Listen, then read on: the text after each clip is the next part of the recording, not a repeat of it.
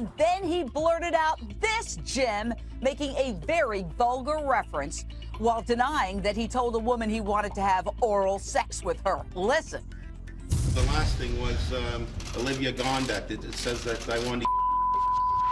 I've never said that in my life to her. I would never do that. I'm happily married. I've got more than enough at home. Unbelievable. Later, as he apologizes to the world for using a gross word for female private parts that we can't repeat here, his poor wife is standing by his side, looking unhappy. Look at her. Does she look humiliated? Who wouldn't be? This is the first time we've really seen Mrs. Ford since this fiasco broke.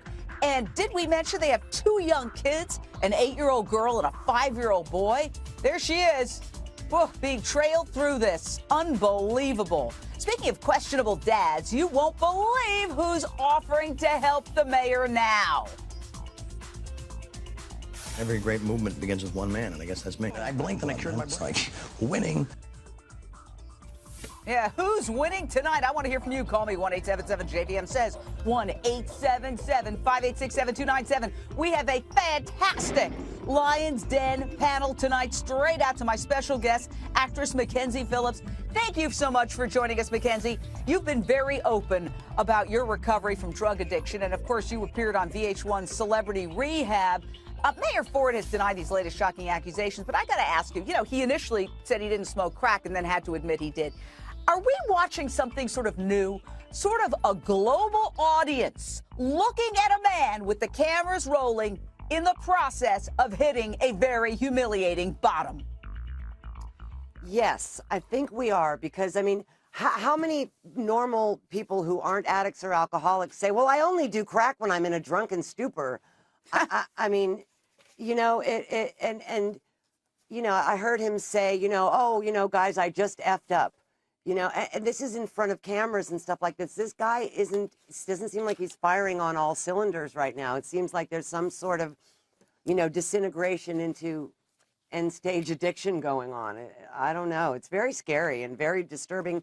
And also, horrifyingly enough, slightly amusing. And I hate saying that, but, it's very hard to watch.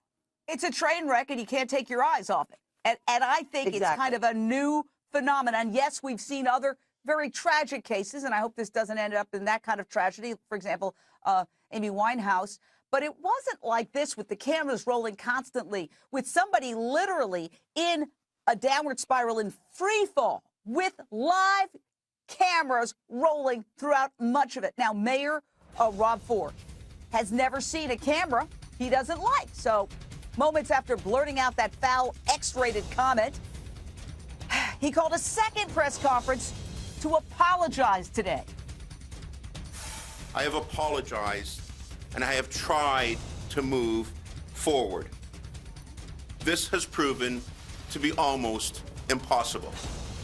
The revelations yesterday of cocaine, escorts, prostitution has pushed me over the line, and I used unforgivable language.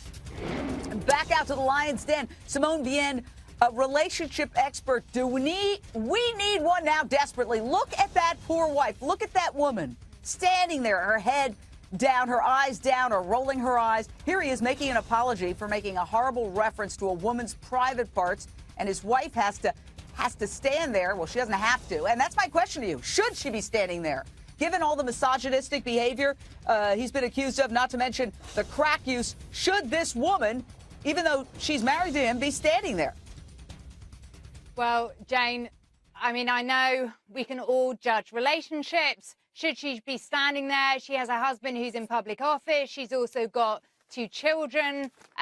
She's part of a family. She is standing there protecting him, but how long is it going to go on? Because just like you and Mackenzie was saying, this is a guy who is reaching his bottom, but he hasn't reached it yet. And as we all know with addiction, the family has to step aside and say, you have a problem. And the thing is, with Rob Ford's mum, his mum is saying he hasn't got a substance problem. He eats too many cakes. He's saying a weight problem. The brother is accusing his aides who are holding him accountable, saying to them, oh, have you never smoked marijuana? And then his wife is standing by his side. So I would like to see them all stage an intervention.